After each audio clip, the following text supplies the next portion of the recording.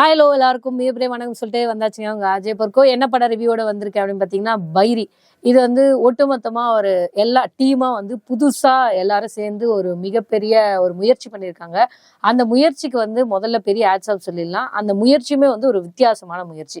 முதல்ல படத்தோட டைரக்டர் யார் அப்படின்னு பார்த்தீங்கன்னா ஜான் கிளாடி. ஆனா இவர் வந்து ஒரு முக்கியமான கேரக்டராகவும் இதுல பண்ணியிருக்காரு. அமல்னு ஒரு கேரக்டர். அவரோட கதாபாத்திரம் சூப்பரா இருக்கு. படத்துல வந்து ஹீரோவா ஷயத் மஜித் அவர் நடிச்சிருக்காரு. அப்புறம் ஹீரோயினா வந்து மேகனா பண்ணியிருக்காங்க. அப்புறம் நம்ம ஹீரோவோட அம்மாவா விஜய் சேகர் அவங்களும் வந்து அவங்களோட கேரக்டர் அவ்வளோ ஸ்ட்ராங்கா கொடுத்துருந்தாங்க.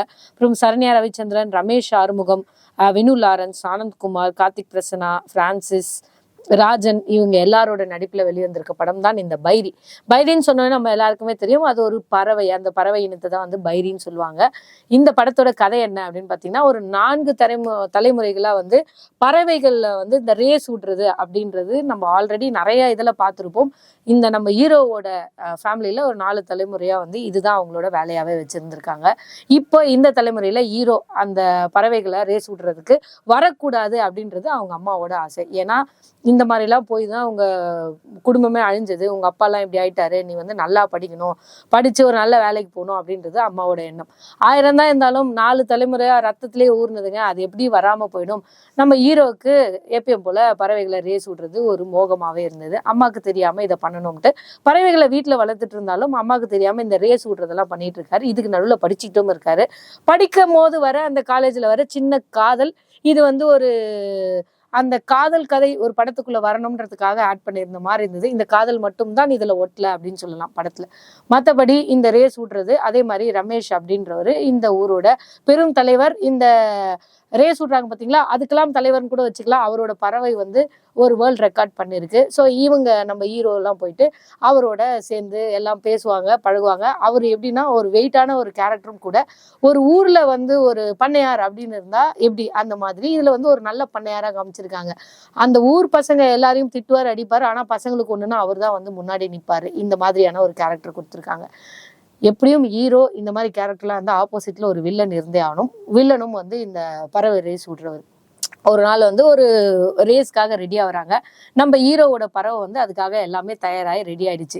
இந்த வேர்ல்ட் ரெக்கார்டை மீறி அடிக்கிறதுக்கு அது தயாராயிடுச்சு. வில்லன் ஒரு நாள் ஒருத்தருக்கு டேட் கொடுக்கும்போது நம்ம வில்லன் பறவைக்கு ஒரு டேட் கொடுத்துருக்காங்க. வில்லன் எப்பவுமே வந்து சரியான முறையில ஜெயிக்க மாட்டார்ல, தவறான முறையில ஜெயிக்கணும்னு நினைச்சு ஒரு வேலையை பண்றாரு. அது ஹீரோ கண்டுபிடிக்கிறாங்க. இந்த பண்ணையாரும் கண்டுபிடிக்கிறாரு. அதை தாண்டி இவரோட பறவை ஜெயிச்சதா, அது கூட இருந்த நண்பன் அமலன் சொல்லிட்டு நம்ம டைரக்டர் அவர் தான் வந்து ஒரு முக்கியமான ரோல் இதுல வந்து அவருக்கு கொடுத்துருக்காங்க. அவரே அவர் கொடுத்துக்கிட்டாருன்னு நினைக்கிறேன். அவரோட அந்த ஸ்ட்ராங்கான கேரக்டர் வந்து நண்பனை எந்த இடத்துலயும் விட்டு கொடுக்காத, நண்பனுக்காகவே கூடவே டிராவல் பண்றது படத்தோட செகண்ட் ஹாஃப்ல உங்களுக்கு படம் பார்க்கும்போது ரொம்ப புரியும்.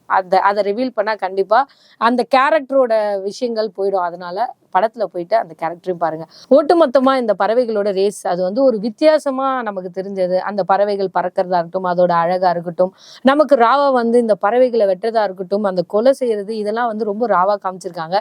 கண்டிப்பா சென்சார்ல இதெல்லாம் கட்டாயம் தான் நீங்க பாப்பீங்க அப்படின்னு நினைக்கிறேன். தியேட்டர்ல படத்தை பாருங்க, உங்களுக்கு என்ன மாதிரி இதுல கருத்து வருது அப்படின்னு தெரியும்.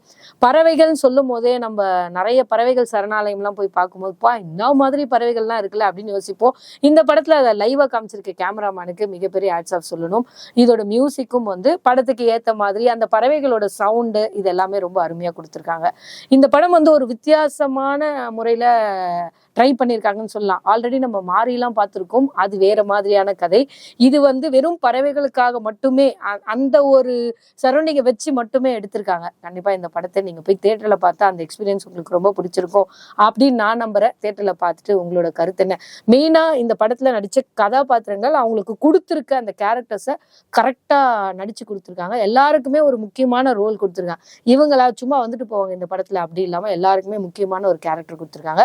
அதை உணர்ந்து எல்லாரும் நடிச்சிருக்காங்க. அதுதான் இந்த படத்தோட மிகப்பெரிய பிளஸ் பாயிண்ட். தியேட்டர்ல போய் படத்தோட மைனஸ்ன்னு சொல்லவே இல்லையா அப்படின்னு கேட்டா இருக்கதான் செய்யுது. இருந்தாலும் அதெல்லாம் ஒரு ஓரமா தள்ளி வச்சுட்டு படத்தை தியேட்டர்ல போய் பார்த்துட்டு வந்து உங்களோட கருத்து என்ன அப்படின்றத கமெண்ட் பாக்ஸ்ல போடுங்க.